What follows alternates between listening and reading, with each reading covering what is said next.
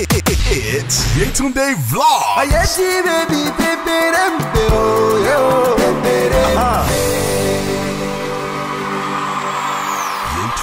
Vlogs. Hi guys, and welcome to Yetunde Vlogs. My name is Yetunde, and if it's your first time on my channel, hi and welcome. I like to talk a lot, so I hope you enjoy what I have to say. And yes, my channel. And if you're a subscriber, hey, how are you doing? And if you watch my channel regularly but you haven't subscribed, why? Yeah, subscribe, it's just there. And like whilst you're at it. So today's topic is quite a serious one and something that I've been wanting to talk about for a long time.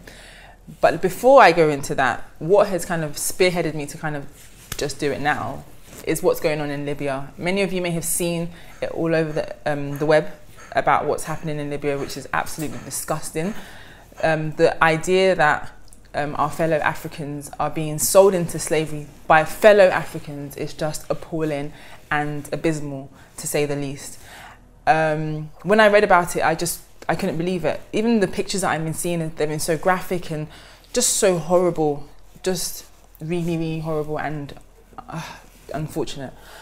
I think what kind of led me to kind of drum this topic in was because, you know, it's similar to what's going on there. So, you know, I'm getting somewhere here. So in Nigeria, we have domestic staff. A lot of us have domestic staff. I have a nanny, you know, I would consider her as domestic staff, or they call them house helps. And a lot of them, they do live with the families, so that's part of the payment as well. My one doesn't live with me, she comes and goes because, you know, I like a bit of space. And whilst they are living with the families, it's down to the families to essentially feed them and clothe them. But what you will see is that a lot of them aren't treated well at all. You know, I think it was Nkechi, Harry, Ngadi, I'm not too sure, I hope I got her name right. She had done a video and, you know, she touched on domestic staff, and she doesn't like the idea that people treat them as bad as they do. That how she had she'd go to restaurants on a Sunday after church and she'll see a family well dressed, obviously coming back from church, and then she'll see the domestic staff in the corner sitting down waiting for them, not eating, waiting for them to finish. And when she said that, it stirred inside of me, because these are things that I've seen myself, and I don't understand.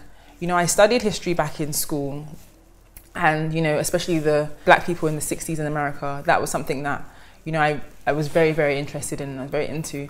But when I think about what happened then, where black people weren't allowed to share the same, use the same toilets as white people, where they weren't allowed to eat in the same places, when they they couldn't even shop in the same places, they were just seen as second-class citizens because they were black, just for the mere fact that they were black.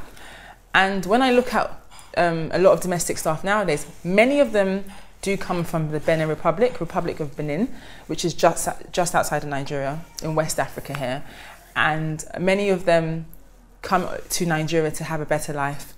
And a lot of them are treated like that, like second-class citizens. A lot of them, some of them aren't even paid. Some of them, they have someone that the money is paid to an agent, as they say sometimes. So some of them, there are young children, very young children, that are taken to work for families, and they do jobs that not even I can do. They work like I couldn't even work, and I'm a grown woman. So I think for those of us that have domestic staff, the questions that we need to ask ourselves are we treating them like we would want to be treated, or like we would want our younger sister or sibling to be treated? You know, for the nanny that I have, whenever we go out and we buy food, whatever we eat, she eats. When at home, whatever we eat, she eats. And if we go shopping, we'll make sure we get her something as well, just for the mere fact that we just want to encourage her and we want her to feel, you know, welcome, so to speak. But even with the fact that she is here to help me, and that's exactly what she's here to do, I still do a lot. I do all the cooking, even looking after my daughter. She's just really there to support me when I need it, but I'm still very much around. I'm the one that does everything for my daughter.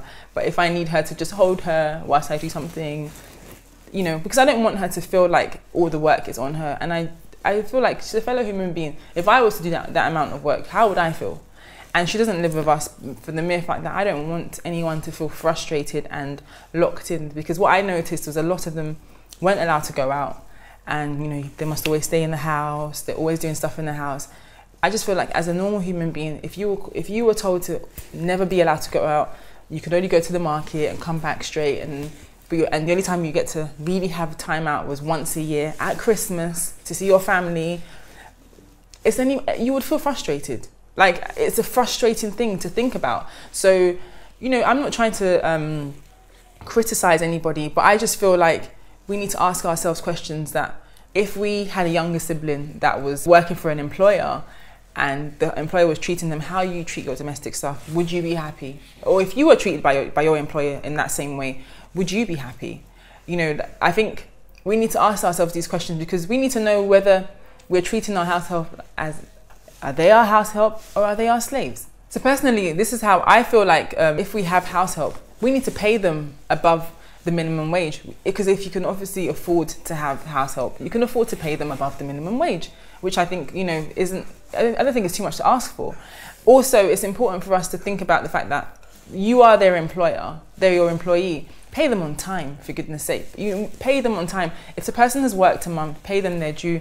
If you feel like they have done something wrong, you explain it to them, and if you feel like you want to dock their wages, they need to understand why as well. Also, if you want to take on someone to come and live in your house or work in your house, the least you can do is to feed them well so that they can have the energy to do the work that you want them to do.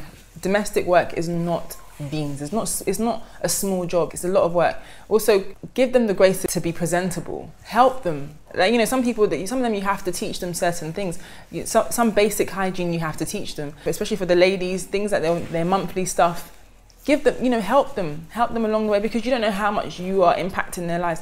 Also, communicating with them like normal human beings. Like, they are not beneath you.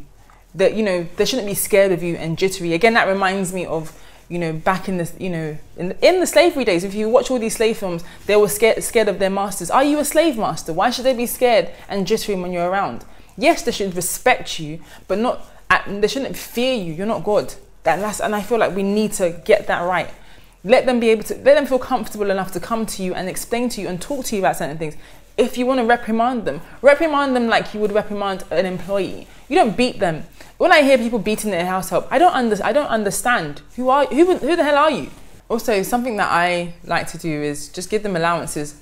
Small things like, you know, for them to do their hair, to buy clothes, you know, or whatever it is. Something that will make them happy. And if you're in a position that you can help them to help their families as well, why not do that? Because, you know, we always say charity begins at home. What more can that be than helping someone that is in your home, that helps you, help them to be better? And again, when they do leave you, they'll remember you fondly and they'll pray for you. These are things that we have to remember. It's important for us to leave our mark in the world in our small way. Of course, you don't want to take any chances. I do believe that you must be vigilant at all times, because you can't always trust people. That's just the bottom line. But at the same time, we need to play our part. Let us remain blameless. Let it be known that I was the best employer to this person. These are important things that we need to think about. It sickens me to think about what's going on in Libya, but it also sickens me even more if those that are sickened by what's happening in Libya are still doing it to their domestic staff. We need to think about these. We need to think about this, and we need to change it. So that's my rant. You guys, I want you guys to engage in this conversation. So comment below, let me know what you guys think, and you know, whatever I've missed out, I would appreciate you guys to, you know, put that in there as well. So thank you guys for watching, and I'll see you next time. Bye.